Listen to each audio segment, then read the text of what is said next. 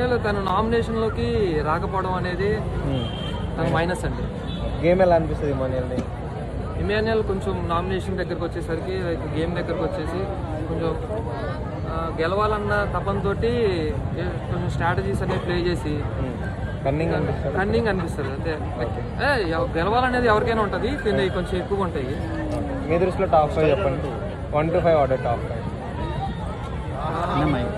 Top 1 Tanuja, top 2 Kalyan, 3 వచ్చేసి demand Pawan, 4 వచ్చేసి సంజన, 5 వచ్చేసి భరణి.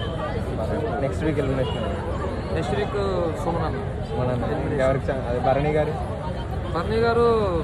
తనకు ఆల్రెడీ ఎలిమినేట్ అయిపోయిన వ్యక్తి మళ్ళీ వచ్చాడు కదా, అంత సపోర్ట్ వచ్చిందంటే అంటే తన నుంచి బిగ్ బాస్ కొంచెం ఫైర్ అవ్వడానికి చూస్తున్నారు.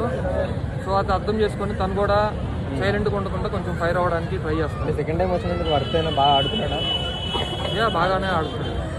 శ్రీజ అప్పట్లో వచ్చి శ్రీజ చాలా మంది ఫీల్ అయ్యారు ఎలిమినేట్ అయింది. మీకే అనిపిస్తుంది శ్రీజ ఎలిమినేట్ ఇప్పటివరకు ఉంటే బాగుంటుంది? ఓటింగ్ ప్రకారం ఎలిమినేట్ అవుతారు కదా. షీజ్ ఆల్సో బాగానే ఆడారు. మీ దృష్టిలో విన్నర్ ఎవరు?